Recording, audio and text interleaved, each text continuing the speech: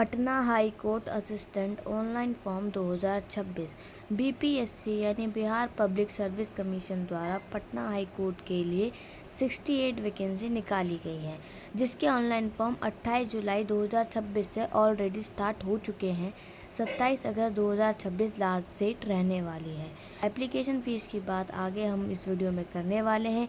Age limit की बात भी हम आगे करेंगे। एज रिलैक्सेशन को भी आगे देखने वाले हैं, इसके डिटेल नोटिफिकेशन में जो बीपीएससी द्वारा पब्लिश किया गया है। इंपॉर्टेंट डेट्स की अब जैसे हमने बात करी, 28 जुलाई से इसके फॉर्म स्टार्ट हो चुके हैं। 27 अगस्त 2026 इसकी लास्ट डेट रहने वाली है। फ़ी पे करने के लिए आपको 3 दिन का समय दिया जाएगा, यानी फ़ी पे करने की लास्ट डेट रहेगी इसमें 30 अगस्त 2026। फ़ीस देख लेते हैं। General, EBC, BC, EWS category के लिए 1500 रुपये यानी 1500 रुपये चार्ज किए गए हैं। एससी, एसटी, पीएच कैंडिडेट्स के लिए 750 रुपये इसमें फॉर्म फीस चार्ज की गई है। बीपीएससी द्वारा हाई कोर्ट के लिए जो नोटिफिकेशन आया है हाई कोर्ट पटना के वैकेंसी को लेके, उसको ठीक से देख लेते हैं। इम्पॉर्टेंट डेट्स की बात हमने जैसे कर ही ली है। असिस्टेंट ग्रुप सी की ये पोस्ट रहने वाली है लेवल 4 की, यानी 25,500 से लेके 81,100 रुपये तक आपकी सैलरी इसमें होने वाली है as a Patna high court assistant की पोस्ट पर। वैकेंसी को ठीक से देख लेते हैं। 68 वैकेंसी जो आई है, जिसमें अनरिजर्व कैटेगरी के लिए जो 29 वैकेंसी है, इसमें से 10 वैकेंसी विमेंस के लिए रिजर्व रहेंगी।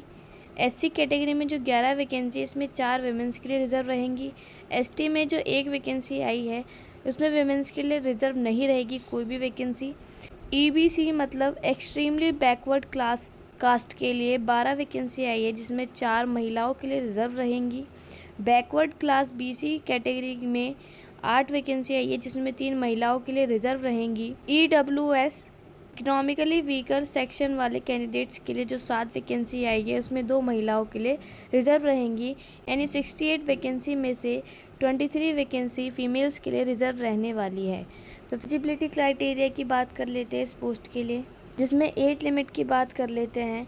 तो इसमें मैक्सिमम एज रखी गई है अनरिजर्व्ड और ईडब्ल्यूएस कैटेगरी के मेल कैंडिडेट के लिए 37, अनरिजर्व ईडब्ल्यूएस कैटेगरी की फीमेल्स के लिए 40 इयर्स और BC, EBSC male and female category के कैंडिडेट्स के लिए 40 इयर्स इसमें एज लिमिट रखी गई है।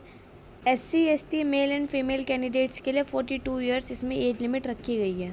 मिनिमम एजुकेशन क्वालिफिकेशन की बात करें, ग्रेजुएट इन एनी स्ट्रीम, यानी कैंडिडेट ने ग्रेजुएशन की हो किसी भी कॉलेज से किसी भी स्ट्रीम में, साथ में डिप्लोमा या सर्टिफिकेट होना चाहिए, कम से कम 6 मंथ्स का तो कंप्यूटर का सर्टिफिकेट होना चाहिए। जो इसमें सर्टिफिकेट मांगे गए हैं, आपकी ग्रेजुएशन का सर्टिफिकेट मांगा गया है और कंप्यूटर एप्लीकेशन का सर्टिफिकेट मांगा गया है, वो आपका 27 अगस्त 2026 तक वो कोर्स कंप्लीट हो जाना चाहिए, यानी आपका कॉलेज कंप्लीट हो जाना चाहिए 27 अगस्त 2026 तक। तो आप इसके लिए एप्लीकेबल होते हैं इसके फॉर्म को फिल करने के लिए। सिलेक्शन प्रोसीजर की बात करें तो रिटन टेस्ट होगा इस पर, फिर कंप्यूटर प्रोफिशिएंसी टेस्ट रहेगा, फिर लास्ट इंटरव्यू आपका इसमें होने वाला है। आगे बात करते हैं written exam pattern, exam syllabus के बारे में।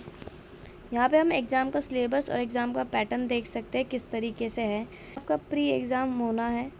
प्री एग्ज़ाम होगा एमसीक्यू बेस रहने वाला है, जिसमें जनरल इंग्लिश से 20 क्वेश्चन आएंगे 20 मार्क्स के, रीजनिंग एंड क्वांटिटेटिव एप्टीट्यूड से 20 क्वेश्चन आएंगे 20 मार्क्स के, जनरल अवेयरनेस से 10 क्वेश्चन आएंगे 10 मार्क्स के, इस तरीके से 50 क्वेश्चन आएंगे 50 मार्क्स के, जिसमें क्वालिफाइंग मार्क्स 20 रहने वाले हैं। मतलब 50 मार्क्स में से आपको 20 मार्क्स लाने होंगे क्वालिफाई करने के लिए।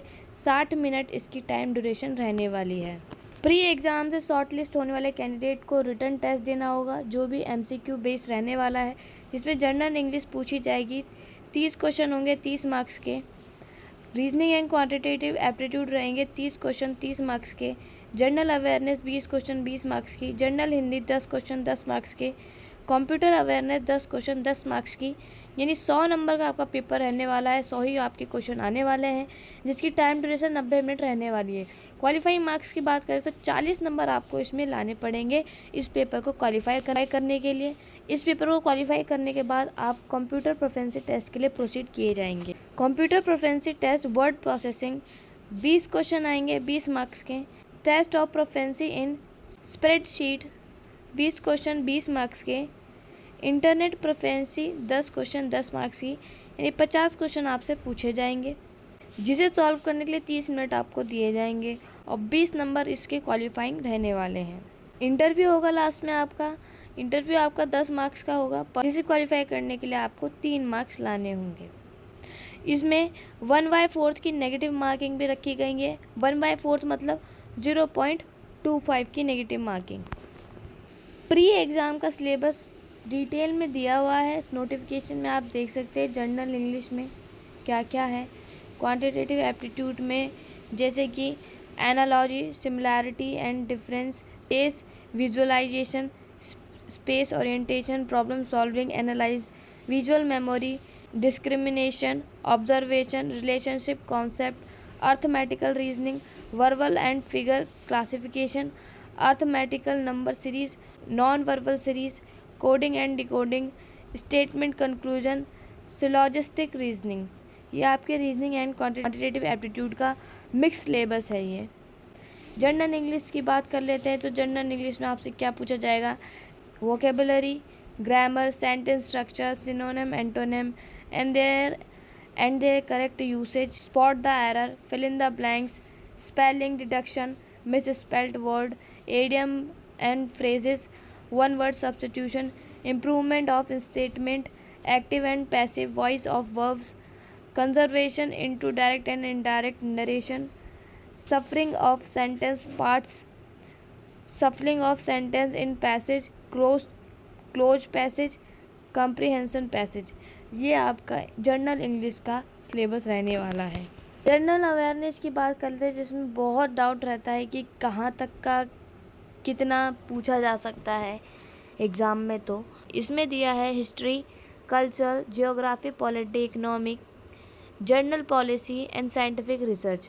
करंट अफेयर में books and authors, sports, important schemes, important dates, date and events, people in news, current event of national importance, national and international awards. और क्या बोला गया है? Awareness toward general science and environment applicable in day to day life and awareness of knowledge of social importance. Bihar का current affair ज़रूर ही पूछा जाएगा, क्योंकि ये बिहार की वैकेंसी है। जैसे कि history, cultural, geography, economy, polity and its general awareness. Written test के सिलेबस की बात कर लेते हैं। में जनरल इंग्लिश के सिलेबस की बात कर लेते हैं। सिलेबस सेम वही रहने वाला है जो अभी हमने डिस्कस किए थे। सेम वही टॉपिक, सेम वही यहाँ पे कॉपी पेस्ट कर रखा है, same as it is. General awareness का भी सेम वही रहने वाला है।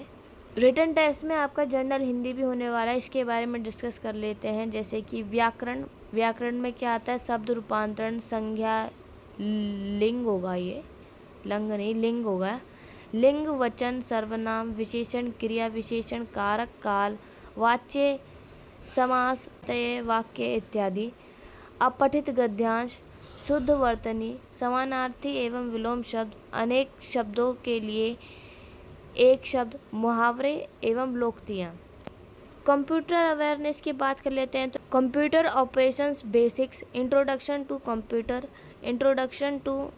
Introduction to operating system, elements of word processing MS Word, element of spreadsheet MS Excel, element of PowerPoint presentation MS PowerPoint, computer communication and internet, protecting computer from virus. तो computer awareness का सिर्फ इतना ही syllabus रहने वाला है, जो topic अभी हमने डिस्कस किए हैं।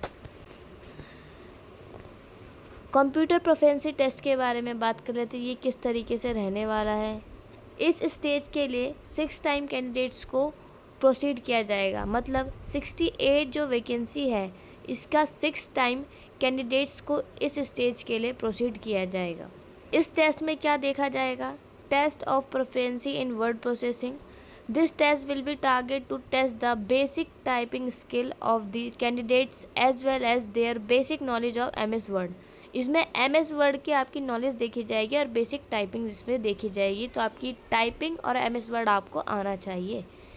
Speed of proficiency test in spreadsheet. This test will be target to check the basic understanding of MS Excel.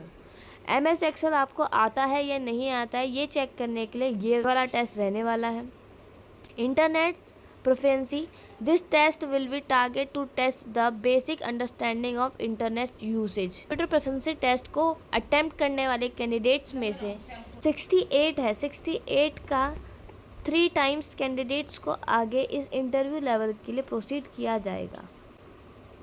3 times of candidates proceed किए जाएंगे इंटरव्यू के लिए. 10 मार्क्स का ओनली इंटरव्यू रहने वाला है. जो फाइनल मेरिट बनेगी वो रिटन टेस्ट और इंटरव्यू के मार्क्स के बेस्ड पर बनेगी. कंप्यूटर प्रोफिशिएंसी टेस्ट के मार्क्स इसमें इंक्लूड नहीं किए जाएंगे. जो फाइनल मेरिट बनेगी आफ्टर इंटरव्यू के बाद बनेगी. Tentative list of examination centre.